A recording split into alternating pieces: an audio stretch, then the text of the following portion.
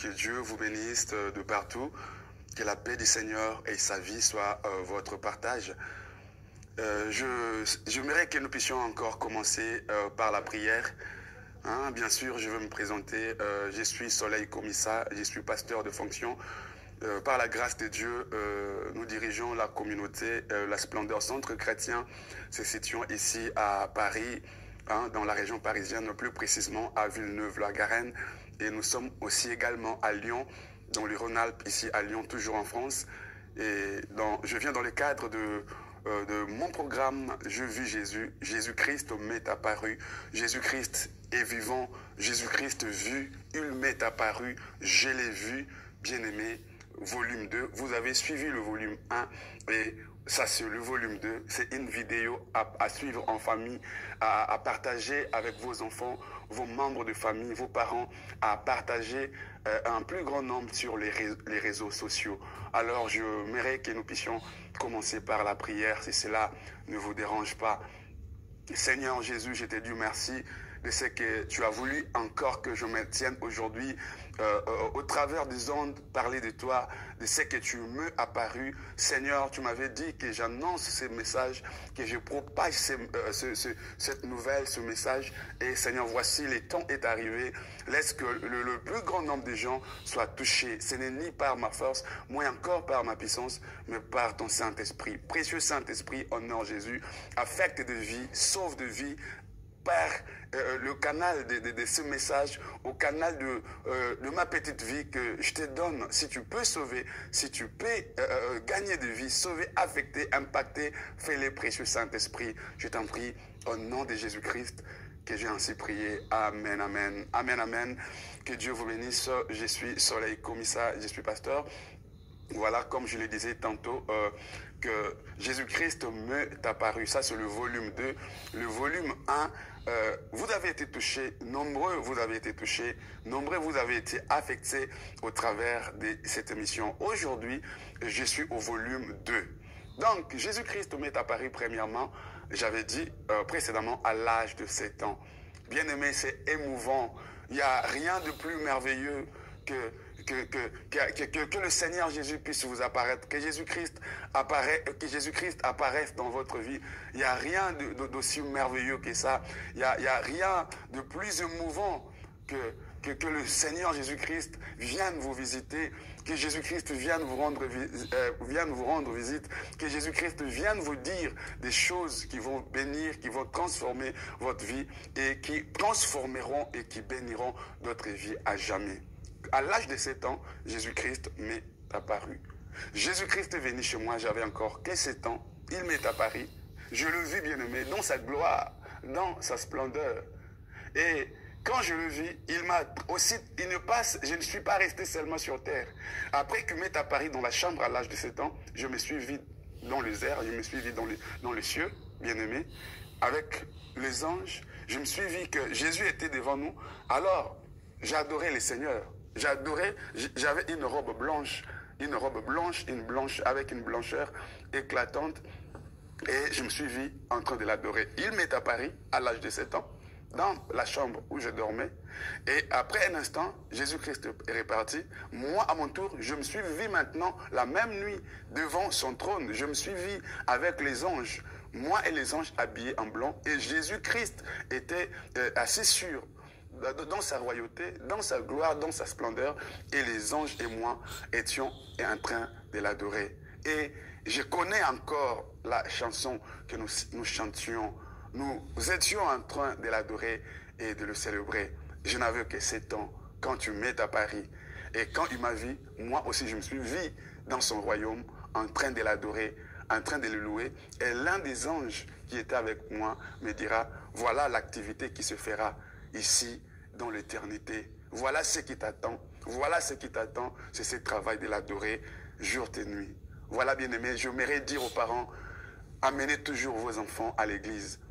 Oui, le fait d'amener vos enfants à l'église, c'est une semence qui tombe dans leur vie. Même si aujourd'hui ils sont turbulents, même si aujourd'hui ils n'adhèrent pas totalement, mais la parole de Dieu qu'ils écoutent, c'est une semence une sémence qui ne meurt jamais, une sémence qui portera ses fruits au temps voulu par Dieu. Et je bénis tous les enfants qui me suivent. Je dis aux parents, Dieu ne fait exception de personne. Que vos enfants, même si c'est une fille, même si c'est un petit enfant, Dieu a un projet de paix et de bonheur pour ses enfants. Peu importe votre âge, le Seigneur peut vous utiliser à n'importe quel âge, que vous ayez n'importe quel sexe, quelle que soit la couleur de votre peau, le Seigneur ne fait exception de personne. Il utilise la personne qui est disposée et totalement abandonnée à lui. Ça, c'était à l'âge de 7 ans, il meurt à Paris. Après que Jésus-Christ reparte, je me suis vu après dans son royaume, en compagnie des anges, en train de l'adorer. Et ces anges me diront, voilà l'activité qui se fera dans l'éternité, ce que tu feras dans l'éternité avec les autres compagnons en train d'adorer le Seigneur Jésus. Alors je veux dire que Jésus-Christ vit et Jésus-Christ est réel. Jésus peut vous apparaître dans un songe, il peut vous apparaître, il peut prendre la forme humaine et il vous apparaît. Il peut vous apparaître au travers de la parole de Dieu, mais moi il m'est apparu, je le vis. Et au travers d'un songe après, il me transportera dans son royaume où je me suis vu en train de l'adorer et de le louer. À l'âge de 13 ans, il m'est apparu, puisqu'il m'avait promis à l'âge de 7 ans, qu'il reviendra encore à moi. À l'âge de 7 ans, à l'âge de 13 ans, quand je voulais m'égarer par l'adolescence, par la jeunesse, l'adolescence, il m'est encore apparu, il m'a dit des choses. Quand il est venu cette fois-là, il est venu encore dans sa puissance, dans sa splendeur, il est venu. Et là, je pouvais encore comprendre les choses beaucoup plus mieux que je le comprenais quand j'avais 7 ans. Alors, bien aimé, dès cet instant, à 13 ans, il m'a dit des choses d'aller dire au monde. Je n'ai jamais oublié ce message. Il m'a dit, va dire au monde que je reviens bientôt. Va dire au monde que je délivre encore. Va dire au monde que je guéris encore, que je restaure encore. Et surtout, dis-leur que je reviens bientôt et très bientôt. Voilà pourquoi le ministère que le Seigneur m'a donné, j'ai toujours été passionné par le salut des âmes. Non seulement par le salut des âmes, j'ai toujours prêché le salut dans son entièreté, c'est-à-dire le salut de l'esprit, de l'âme. Le corps, c'est-à-dire Jésus guérit l'esprit, Jésus sauve l'âme et Jésus peut sauver ton corps malade, lié, ton âme liée dans des prisons sataniques, par de maladies, par de soucis de ce monde et de ce siècle. Que Jésus n'apporte pas que le salut spirituel, mais il apporte aussi le salut physique, matériel, financier, c'est-à-dire le salut dans son entièreté, c'est que nous appelons le plan salut, Jésus-Christ en donne. Et dès cet instant, mon cœur a été submergé par l'amour de Dieu. Alors, dès l'âge de 13 ans, il m'est apparu, il m'a dit, va annoncer au monde que je reviens bientôt. Dis-leur que je peux encore sauver. Voilà pourquoi j'ai toujours prêché le message de la délivrance, de la guérison. Pas puisque tout le monde le prêche, pas puisque c'est un courant où tout le monde doit adhérer et prêcher, mais je prêche ce message puisque Jésus-Christ m'a dit d'aller dire aux gens qu'il guérit, qu'il délivre encore. Jésus m'a dit, va dire à mon peuple que je reviens bientôt. Voilà pourquoi dans toutes mes interventions, j'ai toujours fait accepter Jésus-Christ aux gens. Je demande aux foules, je demande aux gens d'accepter Jésus. Et chaque fois quand nous prêchons, nos vies sont touchées. Combien nous écrivent quand ils nous suivent, même au travers des réseaux sociaux ou sur Internet, que seulement en vous suivant, ma vie a été sauvée, ma vie a été touchée, affectée. Voilà pourquoi je te demande à partager cette vidéo avec tes enfants, avec ton partenaire, avec le membre de ta famille, avec ton entourage. Et le Seigneur ne manquera pas non plus de les affecter et de les toucher. Il n'y a pas un meilleur cadeau que vous puissiez offrir à quelqu'un que vous aimez que de le faire accepter Jésus-Christ, de le faire découvrir Jésus-Christ, qu'il accepte Jésus dans sa vie étant son Seigneur et son Sauveur personnel. Et dès cet instant qu'il m'a donné ce message, je n'ai cessé de propager la bonne nouvelle de Jésus. J'ai commencé à annoncer cette bonne nouvelle d'abord dans ma propre famille, comme le dit la Bible, que nous devons d'abord commencer à Jérusalem. Alors, tous mes frères et toutes mes sœurs qui naissaient, comme je suis l'aîné de ma famille, je suis l'aîné de la famille Komissa. Alors, je vis mes frères naître. Alors, qu'est-ce que je faisais? Quand mes frères atteignaient un certain âge de compréhension, je le faisais accepter Jésus. Je fais accepter Jésus à tous mes frères et à toutes mes sœurs. Et comme résultat aujourd'hui, tous mes frères sont serviteurs de Dieu et toutes mes sœurs sont servantes de Dieu. Tout le monde a accepté Jésus. Puisque dès le bas âge, je le faisais accepter Jésus. J'étais passionné. Je suis passionné à ce que je veux voir les âmes être sauvées. Toute ma famille a accepté Jésus. Puisque je fais ce travail, Jésus m'avait demandé. Et aujourd'hui, je vous dis, tout le monde dans ma famille, comme ça, tout le monde sert le Seigneur. Ma mère était ce genre de personne qui croyait que quand quelqu'un faisait de bonnes choses, de bons actes, la personne, après sa mort, ma mère disait que Jésus-Christ ne reviendra pas. Ma mère croyait à la réincarnation, c'est-à-dire que quand quelqu'un mourait, la personne, si c'était une personne de bien, la personne allait revenir.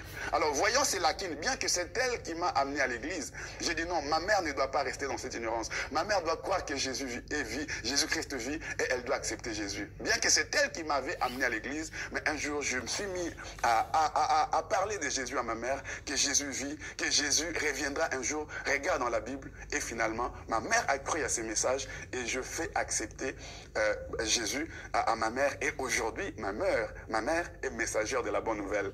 Elle n'adhère pas seulement à une religion quelconque, mais elle croit que Jésus est mort, est ressuscité et il revient très bientôt. Voilà, toujours dans ce jeune âge, passionné de l'amour de Jésus. Mon père s'en souvient. Oui, mes parents connaissaient déjà le Seigneur, mais cela ne m'empêchait pas. Jeune que j'étais, que j'apporte Jésus, même à mon père, qui connaissait déjà le Seigneur il y a longtemps. C'est-à-dire, j'étais tellement passionné de cet amour de Jésus. Je l'aime tellement, je l'aimais, je l'aime tellement que je sillonnais de maison à maison, de porte à porte dans mon quartier pour annoncer la bonne nouvelle de Jésus. Et les âmes étaient sauvées et je les amenais dans mon église. Et à l'âge de 13 ans, dans cette folie de la foi que j'avais, je suis allé à l'église, comme je vous l'avais dit que ma mère m'a amené à l'église. C'est où je rencontrerai mon encadreur qui s'appelle le pasteur aujourd'hui, pasteur Henri Mukondo. Il m'a imposé le main, il a dit, je vois quelque chose en toi. Je voulais adhérer à la chorale. Il m'a dit, tu ne restes pas seulement dans la chorale, je veux que tu travailles avec moi. Il m'a imposé le main et je parlais dans de nouvelles langues. Bien aimé, jeune que j'étais, bien aimé, c'était extraordinaire. Alors, qu'est-ce qui se passe? Dès cet instant-là, cette passion des âmes m'envahissait, m'amenait partout. Je parlais de Jésus, je faisais recevoir les gens Christ et je priais pour le malade.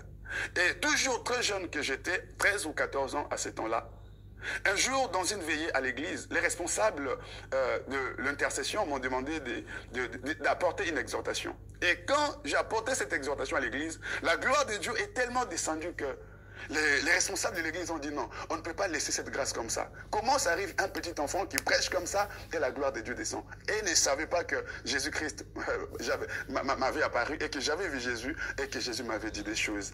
Et quand vous rencontrez Jésus, quand Jésus vous rencontre, votre vie ne reste plus la même. Votre vie se transforme. Alors, bien-aimés dans le Seigneur, le responsable de l'église ont accepté ont voulu que j'organise un séminaire, mais un séminaire qui restera dans les cadres restreints de l'église, au sein de l'église. Alors quand je commençais ce séminaire, nous avons commencé à l'intérieur, mais le premier jour, le deuxième jour, on s'est vu dehors, puisque la salle devenait exiguë, la salle devenait étroite. Alors, on a pris le banc qu'on a mis dehors, puisque la salle ne pouvait plus contenir les gens. La gloire de Dieu attirait les gens. Ça, ce sont les signes de ce que j'ai rencontré l'agneau. L'agneau m'est apparu.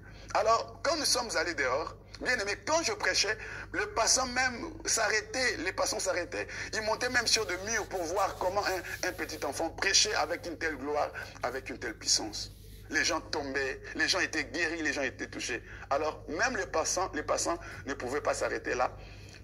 La nouvelle se répandait de partout qu'il y a un jeune homme, très jeune, un adolescent qui annonce Jésus avec puissance. Et d'autres églises commençaient à m'inviter. Avec ce jeune âge, d'autres églises commençaient à m'inviter. Et quand je suis allé aussi dans d'autres églises, dans des communautés comme CAZ, aujourd'hui CAC, quand je partais, puisque j'ai donné ma vie au Seigneur dans les assemblées de Dieu, KDC, Assemblée de Dieu, alors d'autres communautés comme CAZ, les Nzambe Malamu, commençaient à m'inviter. Et quand j'allais dans ce genre de communauté, la même gloire. Alors comme j'étais tellement petit, il y avait mon encadreur qui m'accompagnait. Les gens croyaient que c'est lui qui allait prêcher et que moi je l'accompagnais toujours. Alors à leur grand étonnement, ils s'étonnaient que c'était le petit qui prêchait et il y avait une telle gloire. On commençait des séminaires dans des salles, mais ça se terminait toujours dehors. Il y avait des foules qui débordaient, il y avait une gloire intense qui débordait. Alors quand le Seigneur vous appelle, les combats seront aussi là. Mais les combats, j'en parlerai au volume 3, je crois. Je suis allé prêcher dans une église CAC, CAC aujourd'hui. Pendant que je prêchais, je parlais de la délivrance. Alors, le miracle s'opérait, les délivrances s'opéraient tellement que le magicien du coin se sont concertés pour dire qu'ils viennent me tuer pendant que j'étais en train de prêcher. Je voyais un monsieur qui était robiste et lancé, bien habillé, qui venait toujours à la réunion, soir après soir. Moi, je ne savais pas, je croyais que c'était quelqu'un de l'église. Les gens de l'église croyaient que c'est quelqu'un qui m'avait accompagné. Donc, on était tous dans la confusion. Mais c'est seulement le dimanche, pendant que j'étais en train de lever Jésus, l'homme de Galilée, alléluia. Pendant que j'étais en train de l'élever, je voyais un monsieur qui était en train de crier et avait de fumée qui sortait dans ses poches. Quand on encadreur et le pasteur de l'église amèneront ces messieurs dehors, ils lui poseront la question, il dit, je ne suis pas seul, mais je suis responsable du groupe de magiciens, nous sommes venus pour tuer ces jeunes hommes, mais quand nous avons voulu spirituellement monter là où il était pour lui faire du mal, nous avons vu qu'il était entouré des anges. Alors ces anges qui l'entouraient nous empêchaient de ne pas le toucher, de ne pas lui faire du mal. Alors on voulait insister à tout prix de le tuer, alors nous avons vu un grand monsieur habillé en blanc qui apparaissait en lui avec une épée. Alors le monsieur qui est apparu sorti de lui en grand, qui était plus que les anges, plus puissant que les anges, pendant que nous voulions les toucher, ce monsieur avec son épée nous a frappé, m'a frappé moi. Voilà pourquoi mes mouchoirs et mes gris-gris sont calcinés, sont grillés là. Voilà pourquoi il y a des fumées qui sortent de ma poche. Voilà Jésus qui m'est apparu. Non seulement qu'il était rentré au ciel, il habitait en moi, il habite en moi. Quand j'étais attaqué, il est apparu. Les anges voulaient me protéger, mais c'était plus fort que les anges. Alors c'est lui qui était au-dedans de moi, c'est lui qui est au-dedans de moi. Jésus qui m'est apparu et était là, il est là pour me défendre, il m'a épargné. Et le monsieur magicien aujourd'hui, c'est un serviteur de Dieu. Dès ce jour-là, dès cet instant, il avait accepté de donner sa vie au Seigneur Jésus-Christ. Voilà ce que le Seigneur peut faire avec une simple vie, mais qui accepte de s'abandonner totalement au Seigneur. Dès cet instant, l'amour de Dieu me conduisait, l'amour de Dieu me gérait. Alors, quand le Seigneur m'est apparu, le Seigneur me dira quelque chose. Ça, à l'âge de 13 ans, il me dira que en toi, je mis les manifestations de mon esprit. Je n'oublierai jamais ça. Le Seigneur m'a dit, en toi, je mis les manifestations de mon esprit. Dès que j'ai entendu ça, bien-aimé dans le Seigneur, je pouvais voir une maman qui était là, tremblante, une maman qui souffrait de la maladie. Et quand j'allais dire à cette maman, juste prononcer un seul mot, maman, vous êtes guérie, le Seigneur vous guérit. C'est ce qui arrivait. Les gens étaient guéris comme ça. Et quand le Seigneur m'a dit qu'il a mis à moi les manifestations de son esprit, un jour je revenais à l'école, j'étais en jeûne de prière, il y avait une ampoule de ma chambre, comme je dormais avec mon oncle, il y avait une ampoule de ma chambre, de notre chambre, qui était calcinée, qui ne fonctionnait plus il y a plusieurs mois. Alors, après mon jeûne à 18 h, j'entends une voix qui me dit, Soleil, prie pour cette ampoule va se rallumer. Je n'ai douté aucun instant puisque je connaissais la voix. J'ai enlevé l'ampoule du socket et j'ai dit, ampoule, rallume. Allume-toi au nom de Jésus-Christ. Et j'ai remis l'ampoule dans le socket. Je touche l'interrupteur et l'ampoule s'allume. Waouh, quelle merveille. Et quand mon oncle entre dans la chambre, il dit, mais Soleil, tu as apporté une autre ampoule. J'ai dit non, je priais. Il n'en revenait pas. Il a appelé mes parents. Il a dit, mais est-ce que vous avez remplacé, puisque cette ampoule, il y a longtemps qu'elle était calcinée. Est-ce que vous nous avez changé notre ampoule? Ils ont dit non. J'ai dit, je priais. Même les parents ne voulaient pas croire. Bien-aimé, mais ce sont des choses que nous avons vécues en famille. Bien-aimé, le Seigneur m'a dit, en toi, je mis le manifestation. Mon esprit. Quand vous rencontrez Jésus, Jésus change votre esprit, votre âme, votre corps et tout votre être. Il y avait une radio chez nous à la maison. Cette radio ne fonctionnait plus. La radio était morte. La radio ne fonctionnait plus. Mais un jour, j'ai senti une conviction dans mon cœur que si seulement je pouvais prier pour cette radio qui ne fonctionnait plus, la radio allait marcher. J'ai dit à ma petite sœur Patience, comme ça. J'ai dit Patience, nous allons prier pour cette radio. Toi et moi, nous allons imposer les mains à cette radio et cette radio va encore fonctionner à nouveau. Bien-aimés, nous avons touché la radio. Ma petite sœur et moi, nous avons prié. Cette radio a commencé à fonctionner à l'heure même. Mes parents en sont témoins. Ma petite sœur ou mes petits frères sont témoins de tout ce que je vous dis. Bien-aimés, quand vous rencontrez Jésus ou quand Jésus vous rencontre, votre vie se transforme à jamais. Voilà de merveilles. Voilà de merveilles, bien-aimés, dans le Seigneur. Et bien aimé, cet amour dirigeait ma vie, cette passion de Jésus. Ma vie était tellement remplie de sa crainte. J'ai mené une vie pas comme tous les autres adolescents. Je craignais tellement le Seigneur comme je continue de le faire aujourd'hui. Je le mets tellement comme je continue de le mettre aujourd'hui. Alors sa grâce m'accompagnait. J'ai commencé à prêcher d'église en église. Et partout où je prêchais, il n'y a que le miracle, il n'y a que la gloire de Dieu qui m'accompagnait. Et il arrivait que bien-aimé dans le Seigneur, même le professeur des universités venait avec leur grosse voiture pour chercher ces petits garçons. Alors les gens du quartier s'étonnaient, mais pourquoi ces voitures, pourquoi il y a des voitures toujours devant votre porte? Pourquoi il y a des gens qui viennent chercher ces petits garçons? Alors ils ne pouvaient pas savoir que Jésus-Christ m'avait rencontré, que Jésus avait changé ma vie. Alors, il y avait des gens qui m'amenaient chez eux pour que j'aille faire des services de délivrance. Petit que j'étais, je me rappelle un jour, un monsieur qui s'appelle Monsieur Benoît. Il avait échoué entre les mains de plusieurs pasteurs, entre les mains de plusieurs églises, où même on lui avait demandé de donner de l'argent pour qu'il soit délivré, mais rien ne marchait. Il est venu, ce monsieur est venu. Quand il est venu, après, c'est à moi, j'ai reçu la tâche de diriger le groupe d'intercession de mon église. Après, j'avais 13 ou 14 ou 15 ans maintenant là. Bien aimé, cet enfant, ce monsieur Benoît est venu. Nous n'avons pas fait longtemps. Quand nous avons chassé les démons de la sorcellerie, le monsieur a été atteint de la sorcellerie. On l'a donné la sorcellerie. Alors, bien aimé, quand moi et l'équipe d'intercession, nous nous sommes mis à prier pour ces messieurs. On n'a pas fait longtemps que le monsieur se mettait à vomir de morceaux de viande. Que ces messieurs qui ne pouvaient pas trouver du travail plusieurs années, que ce monsieur qui était bloqué, sa santé médiocre, ce soir-là vomissait des morceaux. Des esprits criaient, sortaient en lui et le monsieur était libéré de la sorcellerie. Cela n'a pas fait 3 mois que le monsieur retrouvait sa bonne santé, retrouvait son travail, retrouvait sa vie sans pour autant donner de l'argent. Comme quoi Jésus a dit, vous avez reçu gratuitement, donnez aussi gratuitement. Je n'oublierai jamais le miracle que je vis dans la vie de cet enfant qui s'appelle Fallon. Fallon, c'est une fillette qui pouvait avoir 3 ou 4 ans, mais qui n'avait jamais marché jusque-là. Sa maman me disait, puisque à ce moment-là, on m'appelait Frère Soleil. Frère Soleil, cet enfant, si vous la laissez debout, elle tombe comme un sac de farine. N'ose même pas la laisser seule puisque vous aurez honte. Alléluia, Rabo Shandaria Gamana Yeke. Bien-aimé, je pris une pochette d'une bande cassette que j'avais. J'ai dit, maman, nous allons prier. J'ai prié pour Fallon. J'ai dit, Fallon, tu marches aujourd'hui au nom de Jésus. Sa maman me dit, pasteur, non, tu auras honte devant les gens. J'ai dit, non, Jésus n'a pas changé. J'ai pris cette pochette de bande vide. J'ai dit, donne-moi Fallon. J'ai tenu ses mains. J'ai relâché Fallon. J'ai pris la pochette. J'ai dit, Fallon, prends. Viens prendre cette pochette de la bande. Fallon pouvait mettre pas à pas. Un pas après l'autre, un pas après l'autre. Et sa maman ne pouvait pas en revenir voir Fallon pour la première fois. Fallon marchait, sa maman tombait par terre. Sa maman qui était qui priait dans une église catholique, mais qui est venue nous voir.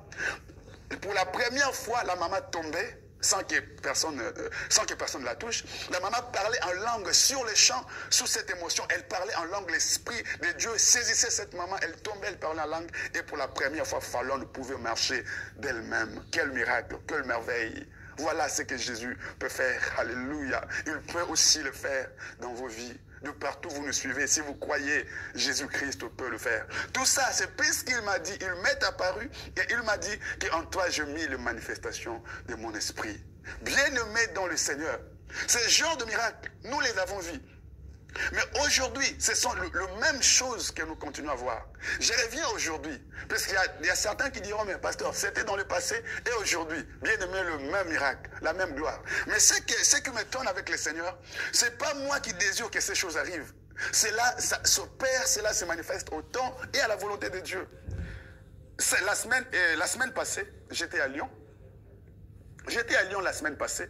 Il y a un couple de serviteurs de Dieu qui me reçoit chez eux à la maison. Homme et femme, un couple de serviteurs de Dieu qui me reçoit. Alors, leur fille avancée en âge fait toujours pipi au lit. Fait toujours pipi au lit. Cette même fille a un problème de colonne vertébrale. Sa colonne vertébrale n'est pas droite, sa colonne vertébrale est courbée. D'où il faut une intervention dans sa colonne vertébrale. Mais le médecin craignait son jeune âge. Alors, la femme du bien-aimé qui me reçoit chez elle à la maison, la maman dira que je crois à ton serviteur. Je vois dans son ministère les gens être guéris. Je crois en lui, je crois en toi, je crois en lui, Seigneur. Je crois que tu peux faire quelque chose pour ma fille. Mais le médecin ne peut pas l'opérer vu son jeune âge. Ça peut être délicat. Mais cette dame a pris sa fille, elle est allée la déposer dans la chambre où j'ai passé nuit. Elle a dit, c'est ton serviteur, je veux que ma fille, qu'un miracle, qu'elle cesse de faire pipi. Je crois. Je veux que son dos soit guéri miraculeusement, puisque ton serviteur passe nuit dans cette chambre. Bien-aimé, au bout de quelques temps, quelques semaines, la fillette ne faisait plus pipi, à l'étonnement de sa famille. Le deuxième miracle, la maman amène sa fille et son mari à la consultation. Le médecin dit qu'on ne peut plus opérer votre fille puisque nous trouvons que votre fille, il y a une évolution, cette tumeur ou cette anomalie n'existe plus.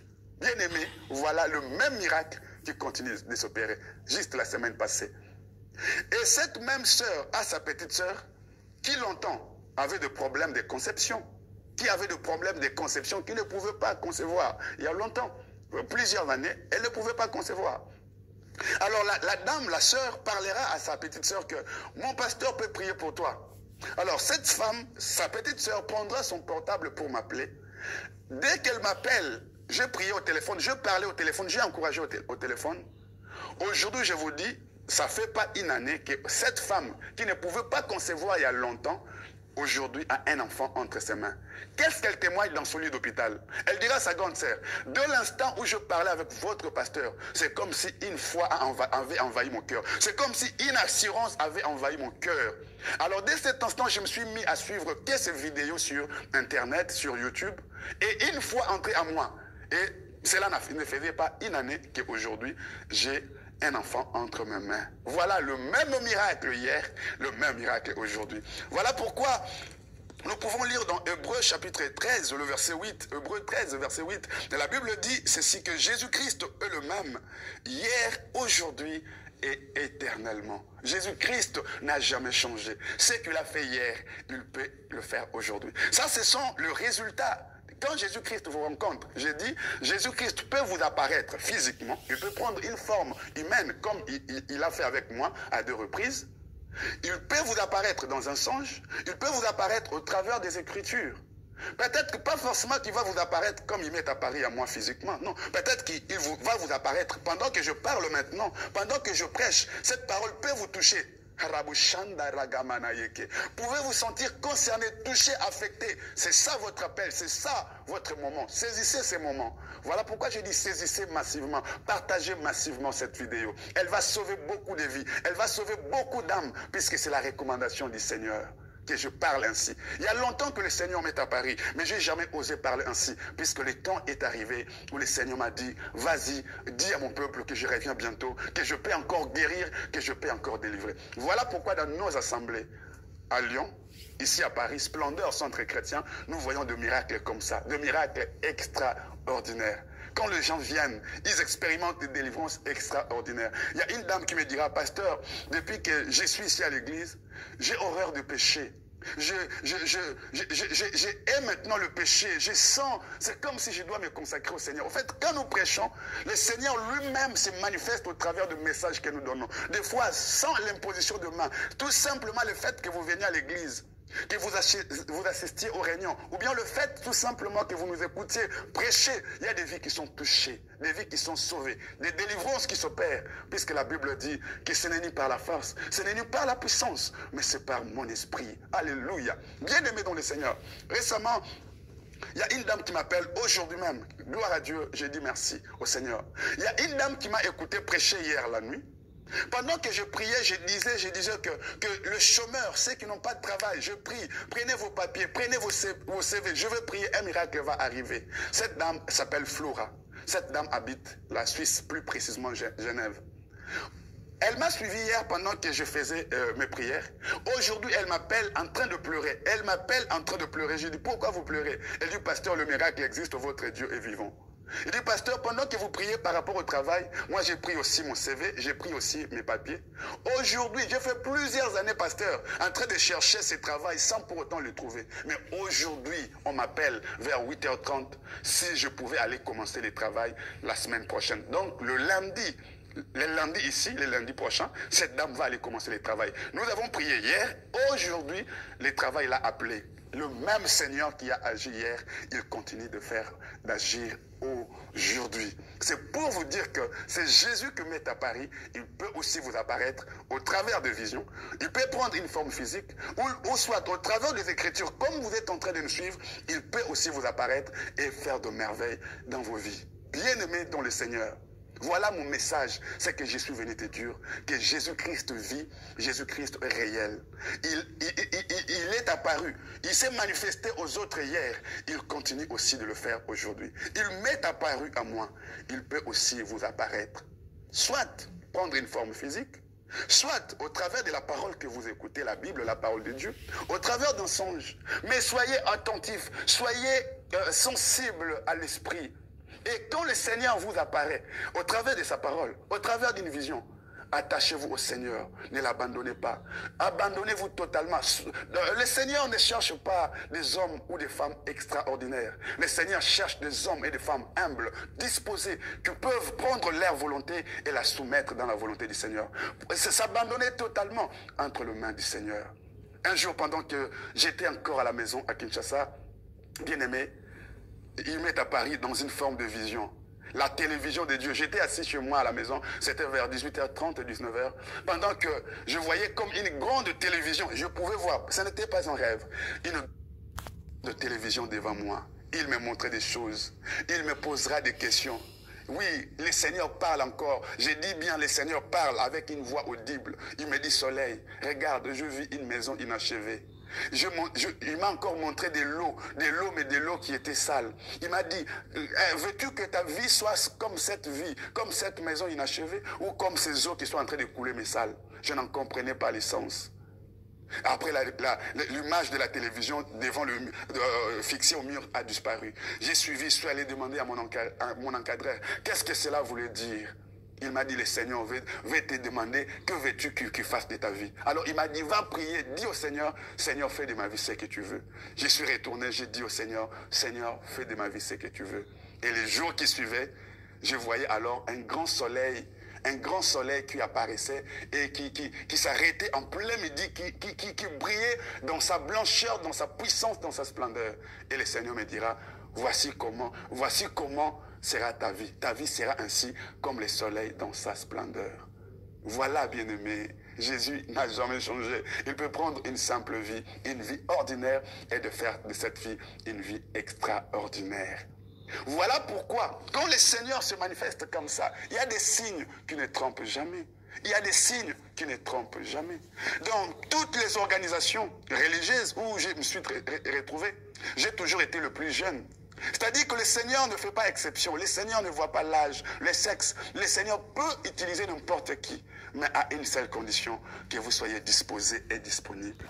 Je me suis toujours retrouvé parmi le pasteur le plus jeune, parmi les serviteurs le plus jeune serviteur. Mais c'est là, c'est que j'ai toujours constaté que le Seigneur arrive à m'utiliser plus puissamment, sans pour autant tenir compte de l'âge ou bien du sexe. Le Seigneur m'utilise comme ça, il le fait.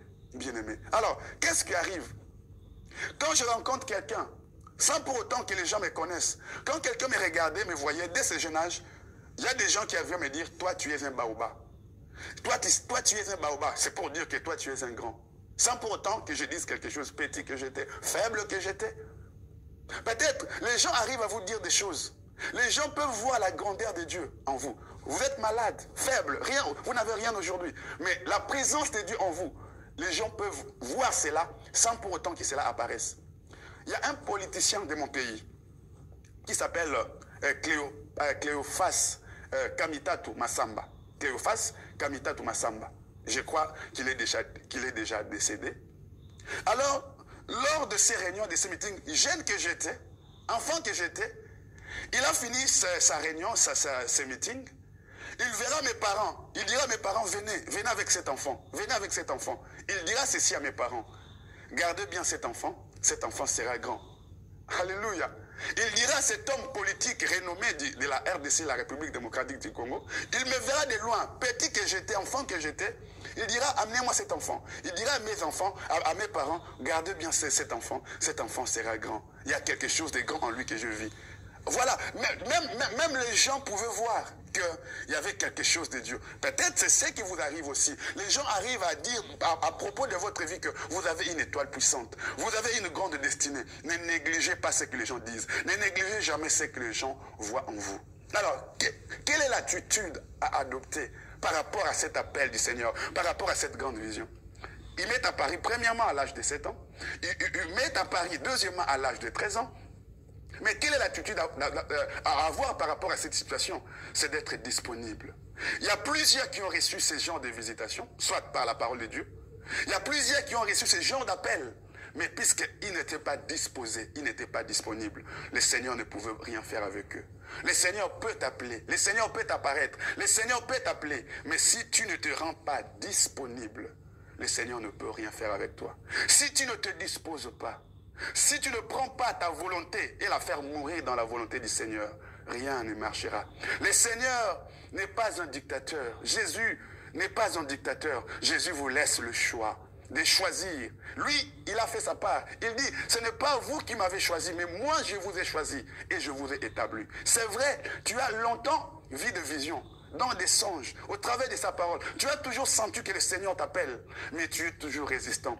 Tu ne veux pas t'abandonner totalement à lui. C'est ce qui empêche sa main d'agir. C'est vrai, il t'a déjà choisi. C'est ce que tu sens en toi, ce désir de le servir, ce désir que tu sens en toi. C'est le Seigneur qui le met en toi. Mais seulement tu n'es pas disposé, seulement tu n'es pas disponible. Le Seigneur ne te forcera pas. Le Seigneur n'est pas un dictateur. Il te laissera le choix de vivre pour lui ou non. Plusieurs, le Seigneur les appelle, mais qui sont résistants, qui acceptent de vivre un pied dedans, un pied dehors. Le Seigneur est tellement jaloux qu'il voudra que vous viviez que pour lui. Un jour, pendant que je grandissais ainsi, qu'est-ce que je vois un jour, bien-aimé dans le Seigneur? Je voyais que j'étais endormi.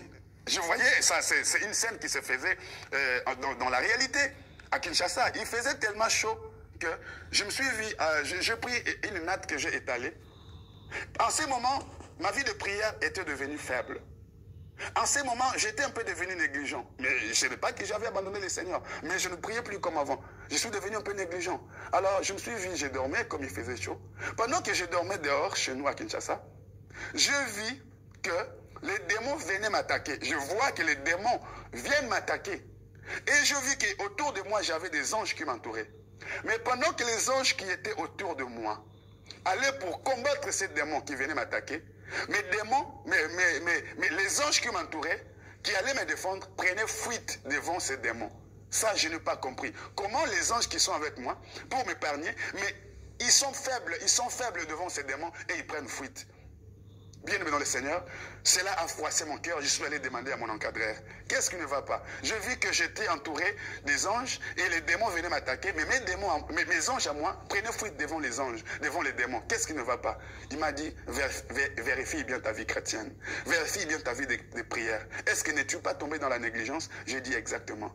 Bien-aimé, c'est là que j'ai compris. Quand nous sommes négligents dans la prière, quand nous sommes négligents dans notre intimité avec le Seigneur, même les anges qui sont avec nous deviennent faibles.